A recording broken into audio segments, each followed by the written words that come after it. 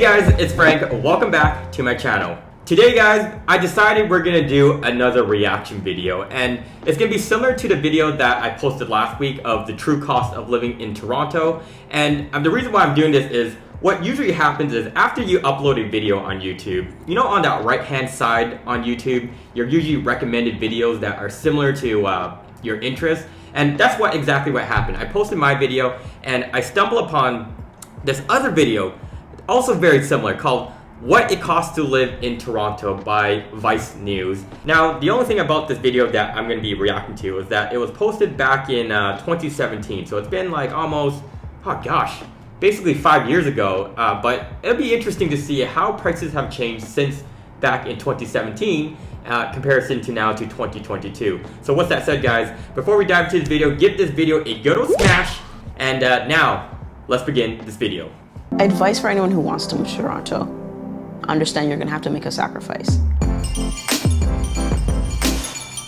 I guess the question is, what kind of sacrifice are you making? I think I think what they're gonna be alluding to is probably just how much does it hurt your bank account to live in Toronto. But let's just see how she lives out in Toronto.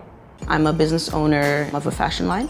I create undergarments for people who defy gender norms, and I also work part-time at a university doing research. Good for her. She's basically a freelancer, and she also works part-time at the university. And this is not too uncommon in Toronto. A lot of people out here, I find they have like multiple jobs, unless you have like one high-paying job for the most part. Even when I was in university, I think once upon a time in one summer, and you can ask my friends in Toronto, I think I was balancing about 3 jobs in the same year. Like, it wasn't all 3 at the same time, but I think I had 2 in the summer, and then one that was like temporary, so it kind of ran like 3. But yeah, the thing is, good for her that she has 2 jobs to make her ways of living in Toronto. In theory, if I was to actually work all my hours, I would make $2,500 a month before taxes, and that's working part-time. After taxes, I would be bringing home $1,800 a month. Okay, so she has 2 jobs doing freelancing, and she also works at the university as a researcher, and she makes $2,500 a month. So that comes out being about, one second here. $2,500 a month is about $15.38. So that's just basically just over minimum wage. So as of today in Toronto, minimum wage is 15 bucks an hour. But back in 2017, it was $11.60. So she was making about $4, give or take, more than the minimum wage. I'm really curious how she's spending her money, because if she's netting and taking home $1,800 a month, what's she spending all that money on? Unless, I guess maybe her parents might charge her rent.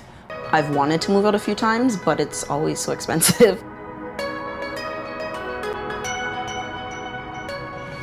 See, this is how you know Toronto's expensive, when they don't even, this is the one Canadian city that you see on this graph: Atlantic, New York City, San Francisco, and then you have Toronto. But okay, so this is in USD dollars, so give or take, it's about probably 1.6 Canadian back in 2017. Yeah, okay. I think, well, rent prices now is about $2,000, so you can definitely see it definitely kicked our butts over the years. So I always choose to stay home, and now that I'm building a business, it just makes sense. I spend at least $8 a day on food, and that's either lunch or breakfast. But on a busier day, I could spend $30. Thank you. That's just like, you know, grabbing a breakfast sandwich and a tea. You see, I kind of feel for her, because I remember when things weren't on lockdown and you actually had to go to school or work presently. It's so hard to not spend money on the simplest things of like a coffee or tea or bubble tea for my sake. But the thing is, it comes to a point where you kind of have to just think about how much you're spending every single day, because you multiply that $8 by the 30 days, it adds up. And if she's saying she's spending anywhere between $8 on the low end and as high as $30 on food every single day, that's what really eats you up. Our transit is not 24 hours. It's very unreliable, it's expensive, and once that happens, then you start using Uber a lot, and that adds up.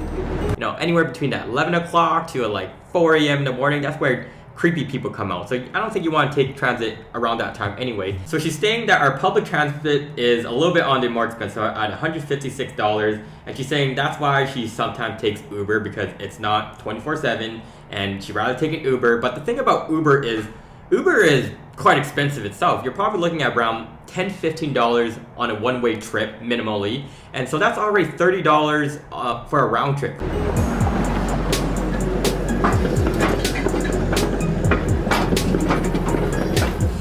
I live in the East End. I have to go to the West End to where my seamstress is. Is she driving or is she Ubering? Because if she's driving and she has car expenses and she's Ubering and she has public transportation, yeah, that will add up. But let's just assume she's Ubering in that clip. So for the last, say, 6 weeks, I've gone to the seamstress at least twice a week across town, which means that's a tank. And that's about $45 each time. Okay, this video is getting very interesting right now because she first complained about how expensive public transportation was and that she had to take an Uber because it wasn't 24/7. And now she's saying that she has to drive from the East End to the West End, and for some reason it's costing her a tank of gas that costs about $45. That doesn't make sense. How are you taking a vehicle to get to town, and why is it costing you $45 one tank each way? That doesn't make sense.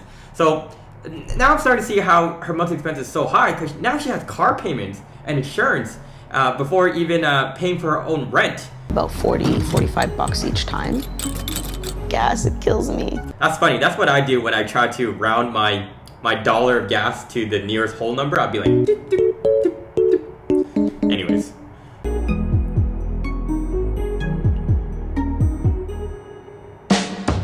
I think what makes living in Canada as a whole affordable is the healthcare. A lot of stuff is covered. Most things are covered, like the average person with average health issues.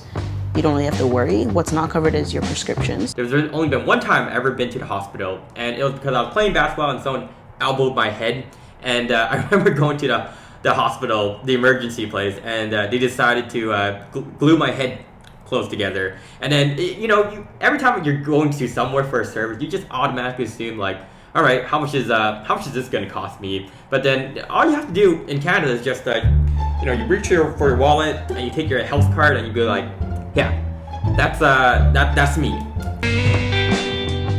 I used to eat out a lot, but now I only go about once a month, and I try to reserve it for like special occasions. I could have sworn earlier in this video she was saying how she spent a minimal $8 a day on coffee and tea, and then sometimes on high end $30 for the day. And now she's saying in this clip that she rarely eats out, that she only eats one time a week. Like it's meeting with someone I haven't seen in a while, birthdays, whatever. And I do tend to put a cap. Like I try to make it between $20, $25, $30 max. That's what I like to do when I'm in Toronto, because when you're living here, you can spend as high as like $50, $100, or even more on food, which is ridiculous. But for the most part, if you want just food that will get you by, I'm telling you, you can buy food for as low as like $10, $15 for a meal. Anything higher than that is just not justifiable, in my books at least. But yeah, good on her for at least putting a cap at $30 a meal. Chicken tender is also good. A good pay. Then I'm like, okay, just enjoy it because you only do it once a month. I always thought I would own by 26 because that's what my mom did and my dad not long after. But the housing market in Toronto is just unbelievable, so it's not really... home prices in Toronto is now roughly about, I think, 1.1 million, if not even more, 1.5. One other thing that I discovered actually the other day was I was just looking at housing prices in Canada in general, and I think the new national average detached home price across Canada is now $720,000, and it's crazy how just everything is just up there. And the more I think about it, it tells me how screwed millennials, Gen Zs are in the future. So start putting your money into cryptocurrency, not financial advice. My mom has a few rental units available, and I'm like, okay, I'll move out to a unit of ours so it'll be cheaper. And legitimately, like a basement was $850. I still can't afford to live in my own family's property. I guess the only knock on this is it's kind of hard to relate to her situation in living in Toronto because not many people are freelancers or have parents that own multiple units that they are renting out. So I would say her family probably comes out from like a decent wealth, I would say. If you're owning multiple properties in Toronto, I think you're doing something right. I think this is more just an issue with her spending habits, where she's spending too much money on her food, going out to eat, spending money on Uber, and driving across across town for $45 on one tank of gas. That doesn't make sense either. You should rather watch one of those other videos on YouTube that have a breakdown from their own personal experience that's a little bit more relatable, what I would say in this scenario. But anyhow, with that said, guys, if you made it to the end of this video, thank you so much for watching my reaction video of Vice, what it costs to live in Toronto. I really do appreciate it. If you haven't already, hit that subscribe button so you can be notified when I make a new video. And I guess I'll see you guys all in my next video. Peace.